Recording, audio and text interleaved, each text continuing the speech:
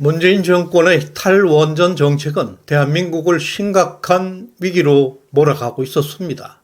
2017년 출범 이후에 대한민국 원전 산업은 큰 타격을 입고 파산 직전에 있었습니다.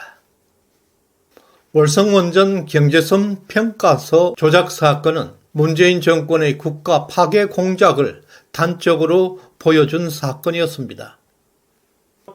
공무원이 전사실에 몰래 들어가서 북한에게 원전을 건설해주겠다는 관련된 비밀 자료 444개 파일을 삭제한 이 사건은 문재인의 원전 정책이 얼마나 위험했는지를 보여주고 있는 것입니다. 또한 문재인 정부는 월성원전을 폐쇄했고 북한의 원전 건설을 제한했습니다.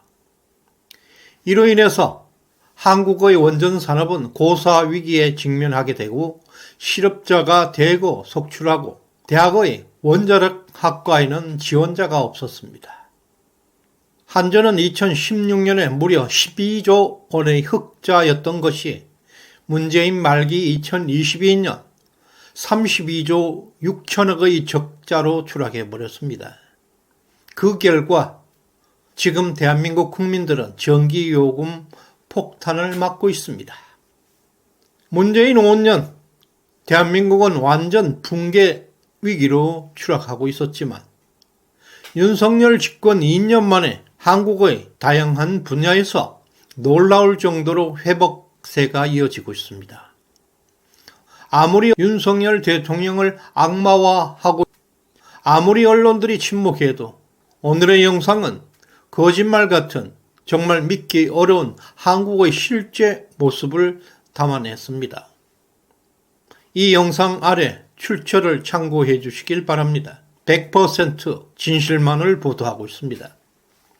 한전은 올해 3월 1일 UAE 바라카 원전 4호기가 가동을 시작했다고 발표했습니다. 총 20조 어마어마한 규모의 바라카 원전 프로젝트가 마지막 단계 15년 만에 4기까지 완전히 완공되었습니다. 바라카 원전은 총 5,600메가와트 전력을 생산해서 UAE 전력의 25%를 담당하고 있습니다.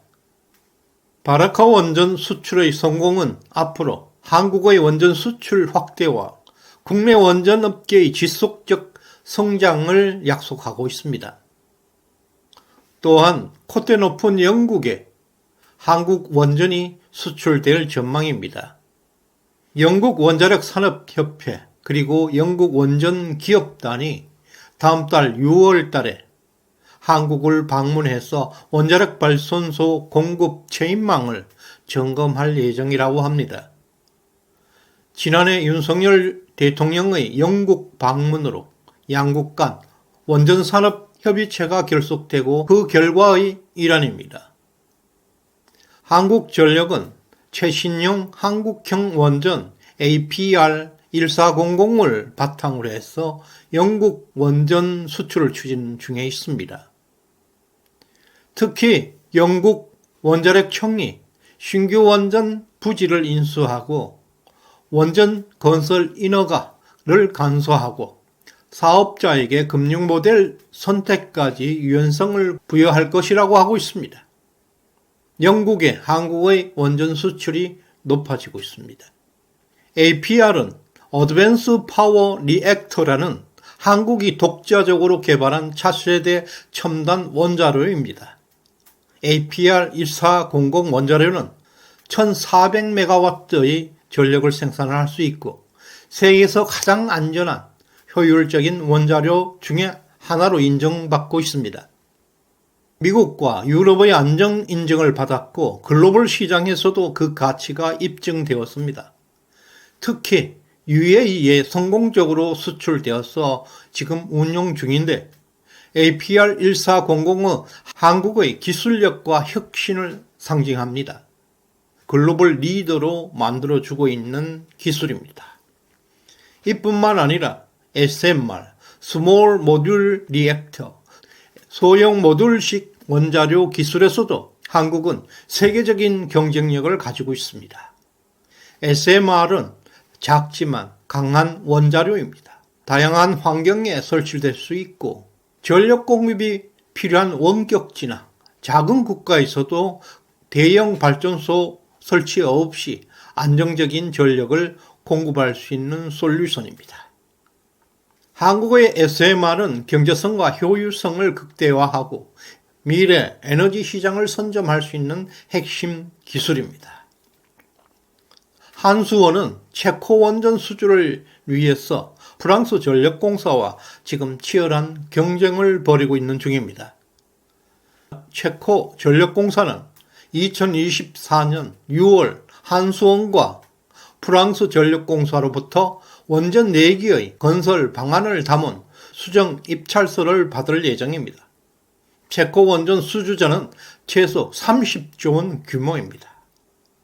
성공할 경우 한국은 2009년 UAE 바라카 원전 수출 이후에 15년 만에 최대 원전 수출이 성사될 전망입니다.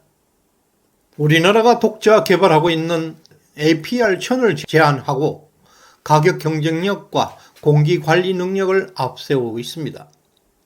세계 원전 산업이 폭발적으로 성장할 전망인 가운데 한국의 APR과 SMR 소형 모듈 원자료 등 최첨단 원자력 기술을 보유한 유일한 나라입니다.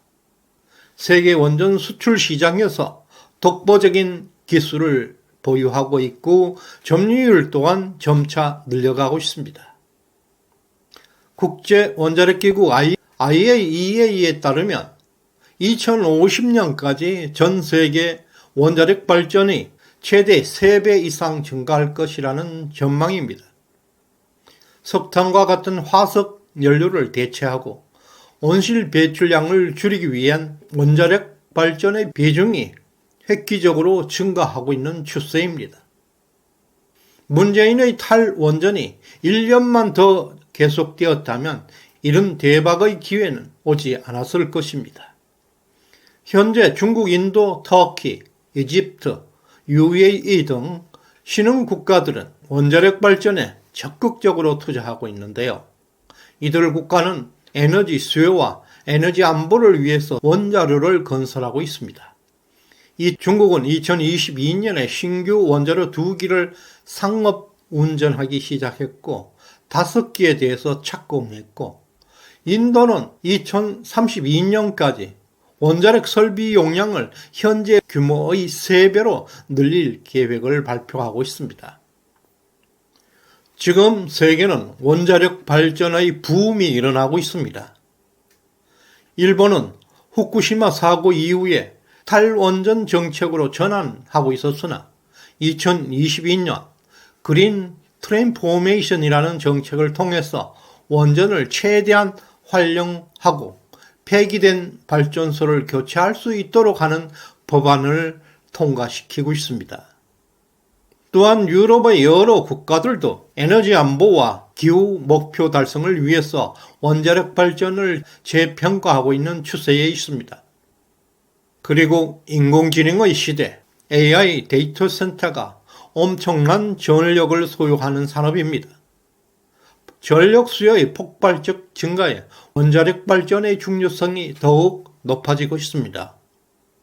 올해 5월 21일 한국 국회 조사처에서는 향후 5년간 AI 데이터 센터의 전력 수요를 충당하기 위해서 원자력 발전소가 53기나 추가로 건설해야 한다는 보고서를 내놓고 있습니다. AI와 자율주행 차량용 데이터 센터는 방대한 데이터를 실시간으로 처리해야 합니다. 일반 데이터 센터보다는 훨씬 더 많은 전력이 소비됩니다.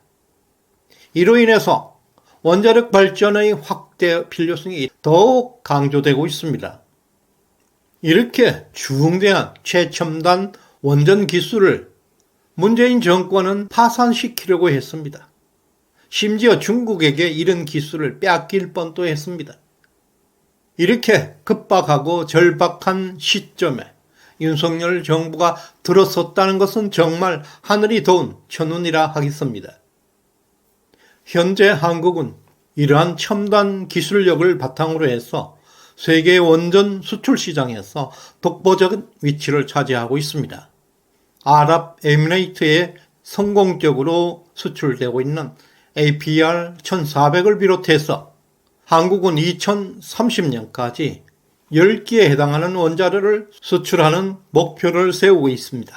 한국 경제에 막대한 외화 수입을 창출할 수 있고 일자리를 창출하고 기술 혁신을 촉진하는 데 기여하게 될 것입니다. 오늘 후원해 주신 김태일TV님, 덕자님 진심으로 감사드립니다. 구독과 좋아요 알림 설정은 저에게 큰 힘이 됩니다. 특히 좋아요는 꼭 누르시길 부탁드립니다. 감사합니다.